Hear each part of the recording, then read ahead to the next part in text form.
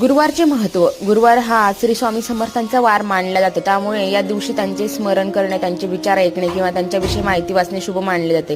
गुरुवारी स्वामी समर्थांचे नामस्मरण केल्याने मनाला शांती मिळते आणि सकारात्मक ऊर्जा मिळते असे मानले जाते. गुरुवारी स्वामी समर्थांचे विचार ऐकल्याने किंवा वाचल्याने जीवनातील अडचणीवर मात करण्यासाठी प्रेरणा मिळते असे भक्त मानतात. स्वामी समर्थांचे विचार. मी नेहमी तुझ्या सोबत आहे, तू फक्त मला हाक मार. स्वामी समर्थांचे वचन माय डाटा ट्री वरून प्रसिद्ध आहे. भक्तांच्या प्रत्येक हाकेला मी प्रतिसाद देईल ही स्वामींची शिकवण आहे, जी भक्तांना नेहमी त्यांच्या जवळ असल्याची जाणीव करून देते.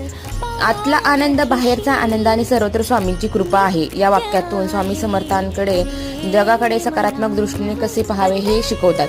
निस्वार्थ भक्ती आणि सेवेतून खरी स्वामींची कृपा मिळते असे मानले जाते. मन शांत ठेवा, स्वामी तुमच्या सोबत आहे हे स्वामी समर्थांचे नेहमीचे सांगणे आहे, जे भक्तांना मानसिक शांतीसाठी मार्गदर्शन करते.